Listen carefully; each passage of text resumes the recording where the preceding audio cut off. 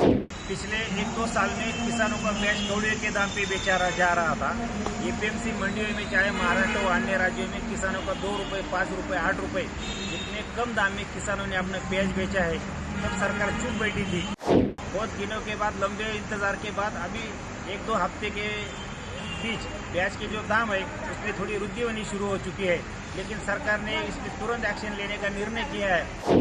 सरकार को गुहार लगाते, विनती करते कि प्याज के दाम के बीच में आपने हस्तक्षेप किया तो महाराष्ट्र की मुंबई और दिल्ली में और पूरे देश में लाखों की तादाद में प्याज उत्पादक किसान आंदोलन करेंगे। इसका खामियाजा सरकार को भुगतना पड़ेगा, इसकी जिम्मेवारी सरकार की होगी। पिछले 1-2 साल में किसानों का प्याज कौड़े के दाम पे बेचा जा रहा था।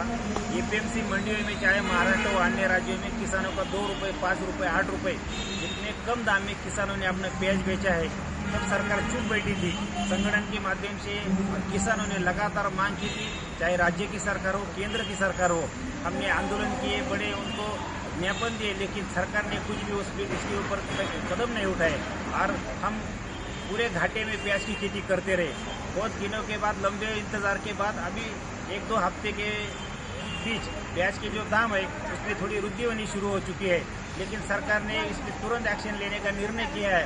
और नफेड और एनसीसीएफ का जो बफर स्टॉक वाला प्याज है वो मार्केट में, अन्य बड़े बड़े शहरों में, अपने देश में वो बेचने का उन्होंने निर्णय किया है। हम महाराष्ट्र प्याज उत्पादक संगठन के माध्यम से सरकार का इस निर्णय का कड़ी निंदा करते हैं और हम चाहते हैं कि अगर किसानों को प्याज को दाम नहीं मिल रहे थे तब अपने चुप बैठे थे, कुछ ट्रेन नहीं चलाई, कांदा एक्सप्रेस नहीं चलाई, प्याज एक्सप्रेस नहीं चलाई, लेकिन आज जाके अगर किसानों को दाम मिल रहे हैं तो आपने खुद तो कुछ किया नहीं। सरकार के कारण ये प्याज के दाम नहीं बढ़ रहे।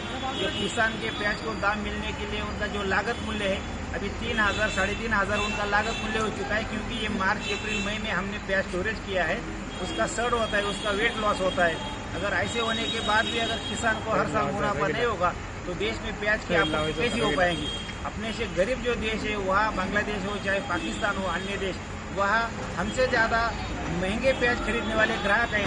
तो देश को महासत्ता कहने वाले, महासत्ता बनाने वाले 12 साल से सत्ता में बैठे ये केंद्र की सरकार किसानों के प्याज के दाम बढ़ते तब क्यों डर जाती है। तो हम महाराष्ट्र प्याज उत्पादक संगठन के माध्यम से सरकार को गुहार लगाते, विनती करते कि प्याज के दाम के बीच में आपने हस्तक्षेप किया तो महाराष्ट्र की मुंबई और दिल्ली में और पूरे देश में लाखों की तादाद में प्याज उत्पादक किसान आंदोलन करेंगे। इसका खामियाजा सरकार को भुगतना पड़ेगा, इसकी जिम्मेवारी सरकार की होगी। नेपाल से गोवा की जाने वाली प्याज देखिए, उनका जो इंतजार उन्होंने किया है कि उनको प्याज ट्रेन से और अन्य बड़े बड़े शहरों में भेजना है, तो उनका हर साल का काम है।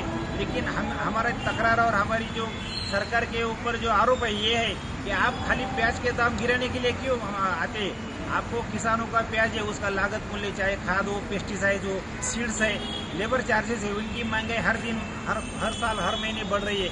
हमें प्याज का जो दाम है वो भी हर साल पहले साल से अधिक और ज़्यादा मिलना चाहिए।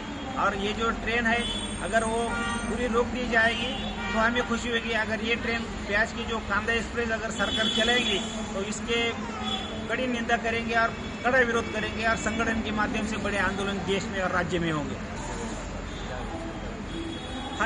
हम इसके ऊपर एक हमारा कहना है कि अगर आपको लासलगा हो, चाहे निफाड़ हो, महाराष्ट्र हो, अन्य राज्यों से अगर आपको प्याज, सरकारी प्याज अगर वहाँ लेके जाना है और सरकार का प्याज मार्केट में उतार के आपको दाम गिराना है, तो इससे पहले जिन जिन किसानों ने प्याज कम दाम में बेचा है तो उसके लिए आप सब्सिडी दे दो और 1-2 ट्रेन अगर वह आप भेजेंगे और किसानों का प्याज का दाम आप गिराएंगे तो इसका खामियाजा सरकार को भुगतना पड़ेगा।